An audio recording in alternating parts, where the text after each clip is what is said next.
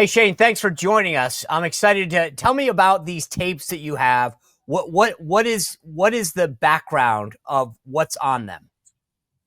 Sean. So thanks for having me on. It's an honor. I've always been a big fan of yours. Thank But you. as far as the tapes, these go back. I mean, there's legend and history about these tapes supposedly being around, and basically what kept my granddad alive. I started hearing about them probably in the mid '80s, late '80s, when I was, early teens, something along those lines.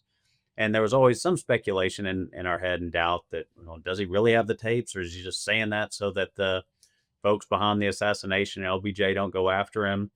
But sure enough, in probably 2015 ish, about 10 years ago, these tapes surfaced. And, me, my cousins, a few folks knew about them, and we've kept them in safekeeping. And they've actually kind of tried to release them a time or two, but everybody was afraid of them and, speculative of them, skeptical. So finally, we've got them out as of about 2, 3 months ago, and now it's all over the place. So what is it that's on them? We're going to play a little for the audience in a second, but I just want give me a sense like what is it that we're hearing on these tapes, and who's in them, and what are they suggesting? Well, Saul, it's been a pretty touch and go situation. Lyndon and I have had quite a few unpleasant words here lately over the deal with that he hired Mike Wallace to assassinate the president. It's been hectic in every way, but we've lived through it this far, and I guess we'll continue to do so.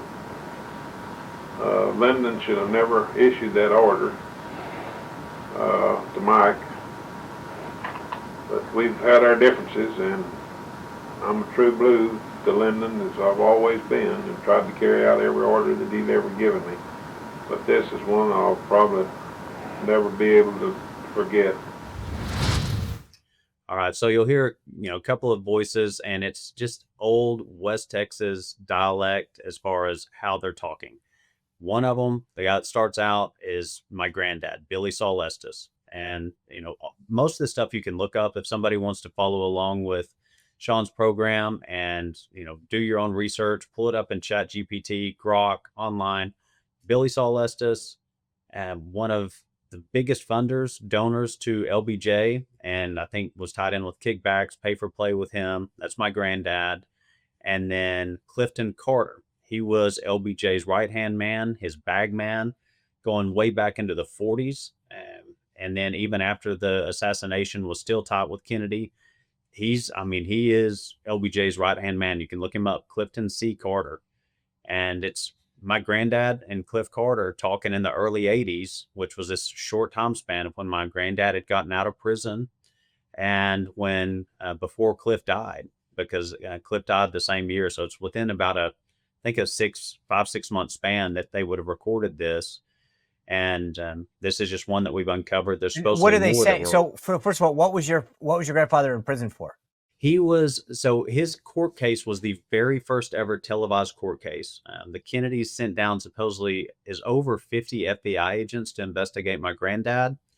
They weren't necessarily going after my granddad. They were ultimately going after LBJ. And so, if anybody's familiar with the political climate at the times, there was a big bit of turmoil between the Kennedys and the Johnson camp back in the early 60s. So, they were ultimately trying to root him out. They knew that he was up to nefarious activity, and they were working on really potentially a PR campaign to get him off of the ticket with them. So, they were going after his cronies or the Texas Mafia, the Texas Syndicate, which was a bunch of wealthy Texas businessmen, oil men. You had the Hunt family, you had Brown and Root, you had attorneys, and my granddad was he was supposedly worth 400 to maybe 600 million in the 60s. Whoa. Yeah, it's real money, real money. So what are they saying on this tape? The two of them are chatting, and what are they saying on these tapes? And also, are they intentionally recording themselves? Yeah, so a gentleman sent me a bunch of information. I didn't know if Cliff Carter knew he was being recorded or not, but a gentleman sent me some stuff. It was testimony from my granddad when he was trying to release this stuff in the mid 80s, but he couldn't get immunity. So he said that Cliff Carter was aware of the recordings that they had of him, LBJ, and the hitman before the assassination, and that Cliff was aware of this one, and they were both basically using them to protect their own lives, because after they started seeing this hitman and LBJ ordering murders and people to get killed, they were like, we probably better look out for ourselves. Right. So on the tape, are they coordinating or discussing the assassination of JFK? So they are openly discussing the assassination of JFK, to some degree, what happened, who was behind it, who was involved. And I think it's a somewhat of a myopic view. I don't know that they're discussing everybody that was involved, but they're certainly pointing the finger at a couple of people, Like, LBJ and the hitman Malcolm Wallace. and who's Malcolm Wallace? Just a random dude that they hired to carry out an assassination, or does he have any connection to Kennedy or LBJ? Deep ties to LBJ, and that goes back to some Texas history, to where he was apparently a brilliant guy, very intelligent. Was over, I believe, the student body at University of Texas, and then somehow or another, I've heard it was either a love triangle, as what supposedly happened with Josepha Johnson, which was LBJ's sister, and a golf pro, I believe, or tennis pro, Doug Kinzer. And Mac walked in, I think, into a country club and smoked him. I mean, he outright murdered Doug Kinzer, and that's public record. There was open trial in Texas about it, and he was sentenced to 5 years, which seems very light.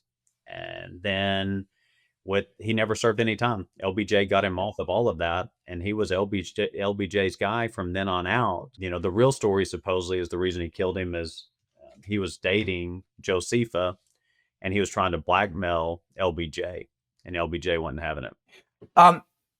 Has anyone from the government, in light of all this talk about the JFK files and since whenever you came into possession of them, has anyone ever come to you and said, can we hear them? Can we listen to them? Can we take possession of them? No, it's been, has anyone from Congress? I mean, like all these people who now are investigating this, no one's contacted you? I am in touch with, I think it's Anna Paulina Luna. Right. Yeah. I was going to ask, from Florida. Yeah. I reached out to her executive assistant, or one of her staff members. I was connected with them. I don't know that I've heard back, but oddly, I mean, not a lot different than the Warren Commission, where, there were 22 police officers that heard gunfire from the grassy knoll. Those people aren't interviewed. And so I think there's still a real intent to suppress the truth. And in time, I trust that this will get further. And, folks like you putting their show out and putting this out there further just empowers the public to use their voice. And I encourage everybody who listens to this, does their own research, and comes to rational conclusions, reach out to your representatives and hammer them and tell them that y'all want the truth, that we're tired of the government suppressing it. So Shane, you said that your grandfather was probably concerned about his well-being, because of the LBJ folks. Is there any sense that any of his kin are concerned about you putting the word out about what may or may not have happened? Yeah, and there's one individual, I dearly love, that was frustrated with it, and just feels like the past needs to stay the past. They had to live it and be a part of it and experience it. Their phones were tapped for pretty much the duration of their life, as long as I think my granddad was alive. And, they had folks listening on their conversations, and it was a tough time for them. So some folks that are closer to it, they want it to stay in the past, as to where, other, like the second generation, third generation down, that have kind of lived under this. I think it's freeing to them to get this out and get this kind of weight off of our shoulders and our back, and potentially help to restore some honor there. Because obviously when folks are attacked in a political setting, they're going to assassinate their character and try and demolish them. And they did that same thing back in the 60s to my granddad. So it's mixed within the family. So you mentioned Anna Paulina Luna. She's been chairing this effort to get all the files released. The president couple weeks ago, whatever it was, 10 days ago, released all of these files. Is it safe to say that you don't believe that that's an accurate, full picture of what happened in terms of the Kennedy assassination? There were a couple of interesting things that came out. I've heard that that's not the full release. It sounds like there's still a lot more documents. I've also heard that there was quite a bit that was being shredded and released. And so even prior to the release, some folks were asking me on various podcasts, what do you think we're going to find? And my opinion at the time was, I think it's probably 20% that we may find something that's revealing and has an abundance of new information, but 80% chance that we're not going to find anything new, because if they went through the lengths of setting up a fake commission in the Warren Commission, appointing LBJ's enemies to be the ones that are investigating his assassination, outright lying about several things that have already been caught and verified, and then killing a bunch of people. I've heard some of these experts that have researched this whole case. In the tape, my granddad talks about 17 killings just surrounding his court case. And some of these experts on the assassination have said that there's been upwards of 100 killings, murders, to keep this covered up. So you don't go around killing 100 people and creating fake commissions to leave a smoking gun sitting within boxes inside of an agency. I just don't see that happening. So I don't think we get the full picture. I think we have to use logic, deductive reasoning, and look into the surrounding circumstances and the testimony of people that were not interviewed, were not considered as part of the piece, even though they were there. And I mean, just even looking at the circumstantial components of Time Magazine had the Zipruder film for 13 years before they released it. And that's the one where it shows Kennedy's head popping back from a gunshot. And, you look at the experts on bullets and trajectory, start looking at all of that, and none of it makes sense. Right. So the only way that makes sense is you start to look at this and then about 15 other pieces of information and then dig, and you can figure it out. Right. Well, Shane, I appreciate you sharing your family's information with us. This is unbelievable Starly news. So thank you for being here.